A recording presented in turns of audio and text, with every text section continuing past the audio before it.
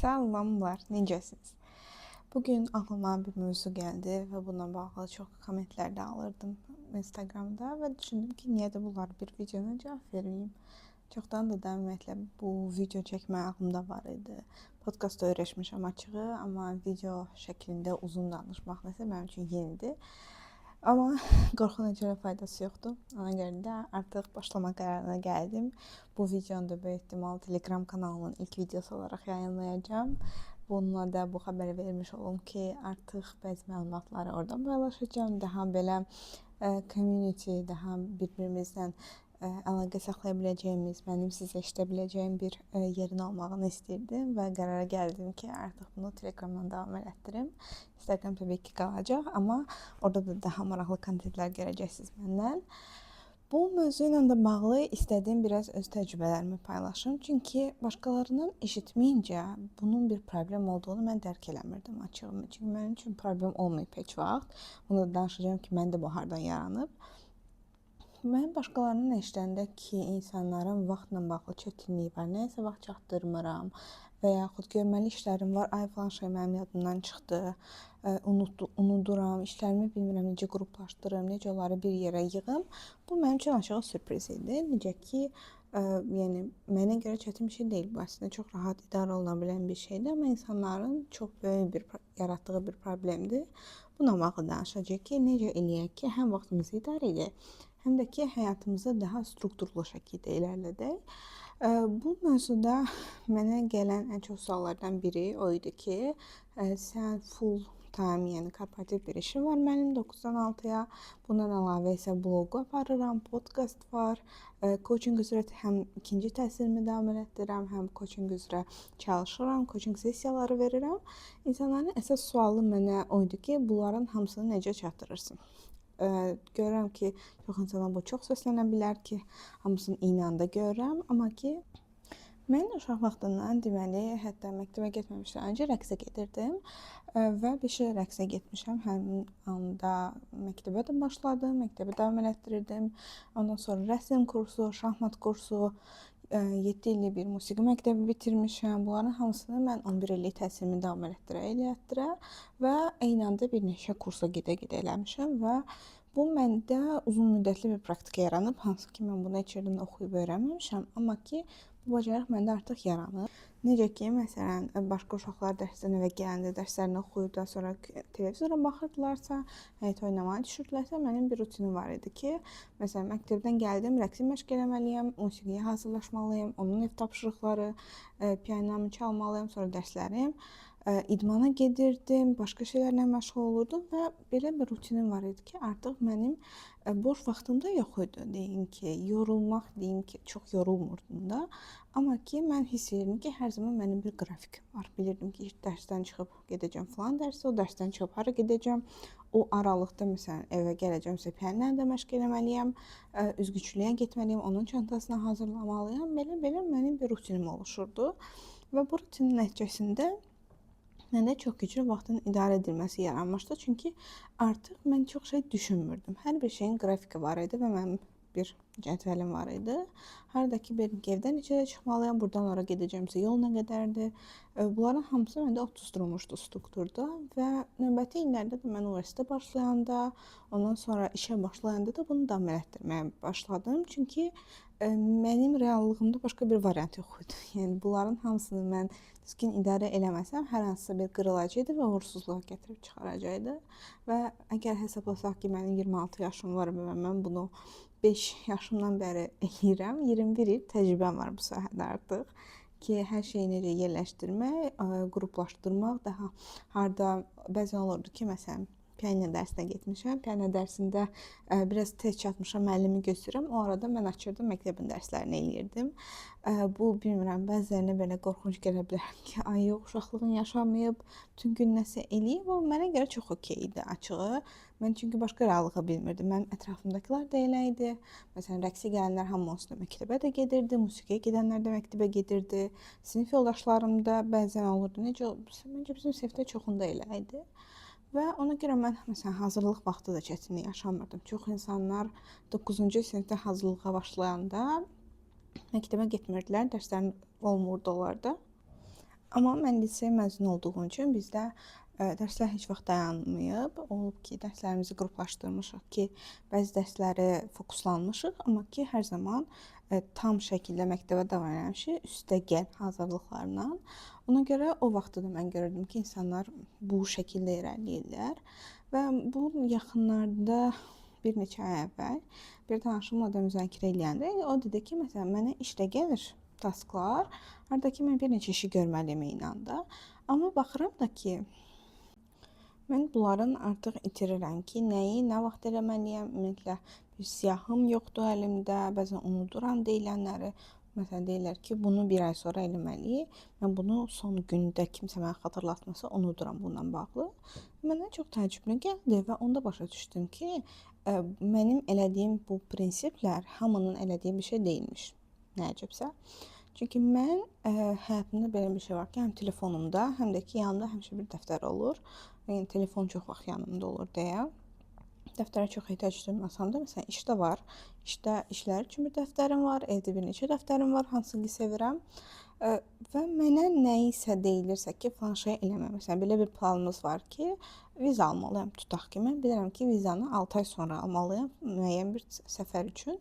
Mən onun üçün artıq indidən özümə bir reminder qoyuram ki, falan vaxtı viza üçün müraciətə başlamalısan. Yəni biraz işləri şansa buraxmamaqdan da irəli gəlir bu və yaxud işdə hər hansı bir, məsələn, görüşə getdik, görüşdən bir nəticələrlə çıxdıq ki, bu işlər görülməlidir. Mən bunları mütləq bir yerə qeyd edirəm və texnologiyadan istifadə edirəm ki, bunun üstünlüyü nədir? Bir çox insanlar ənə yazmağı sevsə də, telefona və ya kompüterdə bir düzgün qeyd aparma proqramını istifadə etməyin müsbət cəhəti odur ki, siz yada salmalar eləyə bilirsiniz. Orada tarix və vaxt qoyursunuz ki, falan vaxtda bu işi mənim yadıma sal və siz unutma şansınız artıq sıfıra düşür və bir növdə insan beyninə güvənmirsiniz. Yəni biz hər birimizin çox ciddi necə deyirlər, distractionları var da, bizim telefonumuza nə qədər bildiriş gəlir həyatımızda, bilmirik nə olacaq bir gün sonra.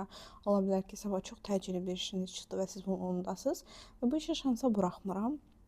Bunu əmin oluram ki, kimsə mənə xatırladacaq. Məsələn, mənə şey də çatmır ki, kimsə deyir ki, sabah səhər 8-də məni durğuzun. Məsələn, niyə? Yəni budilnik var. Budilnik qrup insan özü dura bilər, insan öz həyatının iplərini öz əlində almalıdır əslində.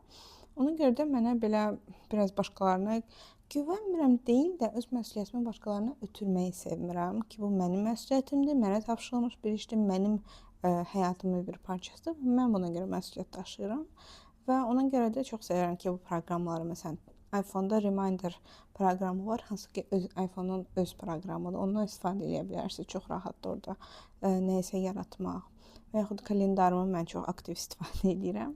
Hətta dostlarımın arasında bir zarafat var ki, məndən görüş təyin eləmək üçün gərək kalendar dəvəti göndərsinlər ki, çoxumuzda da Apple-dır deyə biz onları əlaqələndirmişik və onlar birbaşa mənə oradan göndərə bilirlər. Baxırlar ki, məndə nə vaxt boşdur və götürürlər o vaxtı. Çox rahatdır. Yəni biraz bilmirəm, uzun illər korporativdə çalışmağın bir yan təsiridirmi, yoxsa müsbət təsiridirmi məncə. Çox öyrəşmişəm ki, insanın kalendarı olar, kalendarında vaxtlar götürülmüş olar həmişə. Buna görə də bunu da çox tövsiyə edirəm ki, bir kalendarınız olsun. Bu ola bilər Apple-ın kalendarı, Google-un kalendarı, yəni hamının telefonunda ola biləcək bir şeydir və ya sizə uyğun olan hər hansı bir kalendar proqramı ola bilər, amma mütləq biri olsun ki, siz orada gününüzü planlayasınız və yaxud çox insan mənə deyir ki, falan vaxtda falan kəslə görüşməyi danışmışdı, amma yadımdan çıxdı. Təbiidirmi? Təbiidirmi? Təbiidir, yəni. İnsan unuda bilər, insan bir robot deyil. İnsanın bir yaddaşı var və bu yaddaş xarici amillərə çox meyillidir, yəni xarici amillərdən təsir alır. Ona görə də kalendar çox tövsiyə edirəm ki, bunu istifadə edəsiniz. Bir strukturlaşdırılmış qeyd götürmə proqramı. iPhone-da yenə var Notes proqramı, digərlərində bilmirəm açığı nə gedir onun adı. Amma bunları App Store-dan, Google Play-dən fərqli proqramlarda yükləyə bilərsiniz. Məsələn, mən Structured istifadə etməyə başlamışam, bunları qoyacağım şəklini bura. Harda ki, bu proqram mənə çox icazə verdi ki, günümü saat-ba-saat planlayım. Məsələn, kalendarda görürəm ki, bu işlərim var və günün hansı yarısıdır, dəqiq saatlarını görürəm. Amma məsələn, mən 6-da duracağam, tutalım, işə getməli olacağam. İşə getmək üçün mən orada yazıram ki, nə qədər yola sərf eləyəcəm, o işdən çıxanda nə qədər yola sərf eləyəcəm, o yoldakı müddətdə nə iş görə bilərəm, yəni daha da detallaşdıra bilirəm planımı. Bu ola bilər ki, bəzən üçün çox belə ağır gələ bilər və yaxud əlavə iş yükü kimi görünə bilər, amma mənim üçün okeydir. Mənim beynimə rahatladan bir şeydir ki, mən düşünməyim bunu, telefon və yaxud kompüter mənim əvəzimə düşünsün. Və yaxud məsələn Trello proqramı var. Trello proqramında onu da qoyacağam şəklini bura. Trello-da nə edir? Trello-da sizin əsasən Kanban prinsipinə doğru gedir, o prinsipinə işləyir. Kanbanda da necədir? Sizin başlamadığınız tasklar var, hansı ki siz nəyisə eləməlisiniz, amma hələ ki başlamamısınız. Amma bilirsiniz ki eləməlisiniz bunu. Onları yazırsınız. In progress, yəni ki hal-hazırda başladığınız və davam edən işlər var. Ki nəyisə üzərində çalışırsınız, başlamısınız, necəsə bir start götürmüsünüz, amma hələ də bitirməmisiniz. Bir də var ki, bitirdiyiniz işlər və sadəcə bu 3 bölmədən ibarətdir. Onun yəqin ki, dizaynını buralara yerləşdirəcəm. Harda ki, siz görə bilərsiniz ki, mən bu taskları hansı statusdayım. Məsələn, əgər görürsünüzsə ki, sizin 30 dənə davam edən işiniz var, çox adamda məsələn var ki, məndə də var. Bunu düzəltməmişəm açığı. 15 dənə kitabı eyni anda oxuyur. 15 dənə kitaba mən başlayıram, normalda hamısı davam edir. Heç birini də bitirmirəm bəzən. Çünki böyük ehtimal uyğun gəlmir mənə. Və siz görürsünüz ki, mən bunların nə qədər işi davam edir və təsəvvür eləyin də ki, davam edən və yaxud ağlınıza gələn bütün ideyalar və yaxud fikirlər, planlar, onlar hamısı sizin beyninizdə bir tab açılır. Yəni kompüterdə necə səhifələr açılır, o səhifələr kimi açılır və orada gedir. Və məncə telefon işlədən hamı bilir ki, nə qədər çox açıq qalsa, onlar o qədər telefonun enerjisini yeyir, yəni zaryadkasını yeyir. Eyni də sizin zaryadkanızı yeyir bu işlər. Ona görə baxanda da ki, və siz bunu bir fərqinə varmırsınız ki, nə qədər işi mən eyni anda yürüdürəm. Nəticədə isə ona gətirib çıxarır ki, sizin enerjiniz harasa gedir, amma siz başa düşmürsünüz ki, bu hara gedir. Ona görə də belə bir proqramlarda və yaxud dəftərdə ola bilər, yəni bu sizin üçün uyğundursa. Dəftərdə aparmaq ki, mənim hal-hazırda davam edən nə qədər işim var. Mən neçə yerə bölünməyə çalışıram. Baxsınız, görəcəksiniz ki, o real deyil. Ona görə yaxşı olar ki, bəzi işlərə pauza verəsiniz. Deyəsiniz ki, okey, məsələn, 7 gündürsə həftəmiz, həftənin birinci günü mən işimə fokuslanacağım, həftənin ikinci günü idmana fokuslanacağım. Məsələn, mən elə bölmüşdüm. Pilatesə gedən günlər axşamı pilatesə həsr edirdim və ondan sonra da yorğun olurdum, duş falan, artıq iş görməyə enerjim qalmırdı. Ona görə ikinci, dördüncü günü sadəcə pilatesi sərf edirdim. 1-3-5 artıq Instagram, podcast bu işlərimlə məşğul olurdum və bu mənə daha çox fokus verirdi. O da niyə? Mən hər gün yarım saat ayırmaqdansa Instagrama, ikinci, dördüncü günlər unudurdum buna bağlı. Sırf idmanıma, sağlamlığıma, məsələn, gigiyenama bunlara fikir verirdim və digər görməli işlərimi görürdüm. Amma bunlara da təbii ki yazırdım və mən bununla bağlı özümə bir struktur verirdim. Əgər mən hər gün fikirləşsəydim ki, pilatesdən çıxıb bugün neyniyim, mən dəli olardım və yaxud da ki enerjim gedəcəkdi. Amma mən bunu oturub bir dəfə vaxt ayırdım. Məsələn, bazar günləri çox vaxt oturub həftəlik planımı yazıram ki, bu həftə nə işlə məşğul olacağam. Və sonda həftənin hər günü mən bu qədər fikirləşmirəm və ona görə də çox insanlar yorulur. Onlara çətin gəlir ki, sən bu qədər işi necə çatdırırsan? Çünki onlar bu qədər işi fikirləşir və bu qədər işi hər gün fikirləşir. Amma mən bunu bir gün fikirləşirəm. Haradakı cəmi bir gün mən otururam, deyirəm ki, okey, bu həftə nə edirik? Bu həftə nə edirik cavabını alandan sonra və özümə yazandan sonra, yazmaq çox önəmlidir. Ona görə deyirəm, fərqi yoxdur hara yazırsınız, amma yazın mütləq ki, mən bu həftə nə iş görəcəm? Mənim beynim həftə heç o qədər yorulmur. Çünki mən sadəcə icra eləyirəm və bizi beynimizi yoran, məsələn, siz hər gün yuxudan durduğunuz üçün, nəfəs aldığınız üçün yorulmursunuz. Çünki beyin buna, yəni bu bir rutindir və hər gün elədiyi bir şeyə görə beyin enerji o qədər də sərf eləmir. Amma beyin hər dəfə yeni bir şey fikirləşəndə, yəni mən neyniyim sualına cavab axtaranda qat-qat daha çox yorulurdu. Yorulur da deyil, enerji sərf eləyir. Çünki yeni bir şey fikirləşməyə çalışır.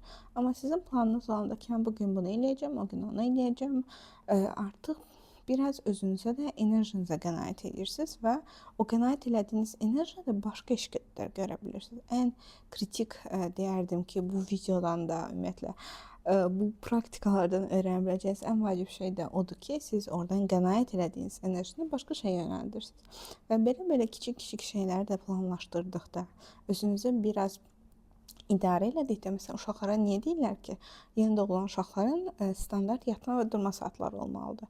Onda uşağın həyatı da rahatlaşır. Onun beyni artıq bilir ki, həmin gün nə gözləyəcək. Saat 3-dürsə bu mənim yatmaq saatımdır. Uşağın beyni avtomatik artıq bunu öyrəşir. Və biz bunu böyüyəndə biraz böyümüşük artıq məntiqi ilə əmək eləmirik, amma ki, unuduruq ki, bizim uşaqlara tətbiq elədiyimiz ümumiyyətlə çox şeyi özümüzdə də tətbiq eləsək çox da faydalı olacaq. Çünki insan beyni onlarla bizim beynimiz arasında sadəcə biraz irəliləmə fərqi var. İşləmə prinsipləri, əsas prinsiplərdə çox da ciddi bir fərq yoxdur. Ona görə də eyni şeyi özümüzə də tətbiq edirik. Eyni saatda rutinimiz olur. Saat 11 olanda yataq yatmayaq, duraq durmayaq. Məsələn, saat 6-da biraz da yatım, 15 dəqiqə də yatım, siz artıq yoruldunuz. Siz artıq əlavə enerji xərcləmisiniz bununla bağlı. Və saat 11-də görən yatım, yoxsa seriala baxım, yoxsa futbola baxım. Bunu düşündükcə yenə enerjiniz getdi. Yəni belə şeyləri öz həyatınızdan çıxardanda görəcəksiniz ki, həyatınız necə də sadələşir və necə də özünüzü gümrah hiss edirsiniz. Necə də daha yeni ideyalara yer verirsiniz həyatınızda. Bunu yoxlamanızı tövsiyə edirəm. Yoxlayın, mənlə də bölüşün fikirlərinizi ki, siz nə hiss elədiniz, doğrudan da işə yaradımı? Mən bunun demək olar ki, qarantiyasını verə bilərəm. Çünki ətrafımdakılara da kimə tövsiyə eləmişəm də ki, bu prinsiplərə əməl eləsinlər, çox rahatlayıblar. Məsələn, bir dostum dedi ki, mən artıq hər gün işdə gəlib, bugün nə iş görəcəm sualını vermirəm özümə. Oturub xatırlamaya çalışmıram ki, ayda görən kimsə mənə bugün nəsə demişdi. Görən falan şeyi unutmadım. Nəsə yadımdan çıxıb elə bir. Bu hissəmizlə tanışdı böyük ehtimal. Görən nəsə yadımdan çıxmadı. Nəsə var idi elə bir. Bunları fikirləşməkdənsə sizin bir dəftəriniz və yaxud bir proqramınız var. Açıb baxırsınız. Bugünə nələr vacib idi? Bugün bitməli işlərim hansı idi? Sabah bitməli işlərim hansı idi? Hansı ki bir gün yox, 2 gün çəkəcəm. Məsələn, bugün başlamalıyam. Bunları təsəvvür edin ki, nə qədər planlasanız, nə qədər detallaşdırsanız və özünüzə bir növ 5 yaşında uşaq kimi davransanız, həyatınız o qədər də sadə olacaq. Çünki böyük insanların həyatı, nə qədər ki biz özümüzü böyük kimi aparmağa başlayırıq, düşünürük ki, yox, mənim ona ehtiyacım yoxdur, yox, mən beləyəm, eləyəm. Onda həyatımız da mürəkkəbləşir. Amma necə ki biz uşaqlara davrandığımız kimi öz həyatımıza da yaxınlaşırıq, onda çox daha sadə olacaq. Uşaqlarla necədir? Müəllimə dərsi verir. Sabaha bunu hazırlayın. Bir günə bu dərsdir. Onlara demirlər ki, hər şeyi əvvəlcədən yadınızda saxlayın. Mütləq qeyd götürdürürlər, mütləq onlara deyirlər ki, düşünün, bunları eləməlisiniz. Məsələn, 5-ci günə bizə həmişə müəlliməmiz deyirdi ki, 5-ci günə falan tapşırıq var, 3 gün qabaqdan hazırlaşmaya başlayın. Çünki bu təqribən 3 gün hər gün biraz eləyin, çatacaqsınız. Nə deyirdi? Dəqiq onlara izah edirdi ki, necə eləmək lazımdır. Biraz struktur verirdi və bizim də məncə çoxumuzun həyatında əksik olan özümüzə struktur verməyimizdir. Hədəfləri də məsələn qoyuruq ki, mən maşın almaq istəyirəm. Düzdürmü? Maşın almaq üçün nə etməliyəm? Oturub fikirləşirik, çoxumuz yox. Maşın almaq üçün nə qədər pul lazımdır? Almaq istədiyimiz maşının gedib qiymətinə belə baxmırıq çox vaxt və yaxud alternativlərin fikirləşmirik ki, okey, mən bunu buradan alım. Yoxsa məsələn, hardansa xarici bir dealerdən sifariş edəcəm, xaricdən gətirəcəm. O pulu hardan alacağım? Hər ay nə qədər qırağa atmalıyam? Yoxsa leasing götürəcəm, yoxsa kredit götürəcəm? Yəni bu detallara girmədən də biz həyatımızda bir çox şeyləri sadəcə ad olaraq yadımızda saxlayırıq. Mən işdə görürdüm ki, deyilir ki, falan prezentasiyanı hazırlamaq lazımdır. Okey. Bu prezentasiya nə vaxta lazımdır? Nələr tələb olunur orada? Mən bu sualları verəndə hamı mənə çox şey baxır ki, ay çox sual verirsən, amma mənim üçün çox normal bir şeylərdir. Mənə iş veriləndə həmişə birinci sualım odur. Nə vaxta istəyirsiniz bu işi məndən? Nə vaxta çatmalıdır? Bir günün birinci yarısı yoxsa ikinci yarısı? Saat neçə üçün? Kritikdirmi bu vaxtı? Və o an geri dönüş edirdim ki, okey, mənim buna hazırda vaxtım yoxdur, amma mənim əlimdə bu işlər var. Hansıdan əvəz edeyim? Prioritetini siz verin. Yəni belə suallar verərək və mürəkkəb şeyləri daha hissələrə bölərək və detallar əlavə edərək çox şeyi daha sadələşdirilmiş oluruq və beyin üçün də sadələşdirilmiş işi görmək hər zaman daha az enerji tələb edir, nəinki mürəkkəb və aydın olmayan işləri görmək. Ona görə də bu videonun son nəticəsi olaraq sizə demək istəyirəm ki, sadəcə özünüzə 5 yaşında uşaq kimi davranın, özünüzə həyatı çətinləşdirməyin, öz beyninizə həyatı çətinləşdirməyin. Yəni bu elm və texnologiyanın olduğu bir dövrdə, hardakı, yəni appdən çox app deyərdim ki, bütün platformalarda nə qədər applər var, heç App Store-dan da əlavə webdə görə biləcəyiniz proqramlar var. Notion var, bilmirəm, Structured var, Obsidian var. Əgər ehtiyacınız olsa mən əlavələrini də paylaşaram aşağıdakı, hansıları mən istifadə edirəm. Amma yəni bu qədər imkanların olduğu bir dövrdə bütün bu yükü beynimizə yükləmək düşünürəm ki, biraz ağırdır və haqsızlıqdır beynimizə qarşı.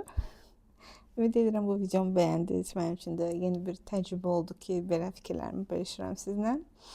Çox sağ olun məni dinlədiyiniz üçün. Növbəti videolarda görüşənədək.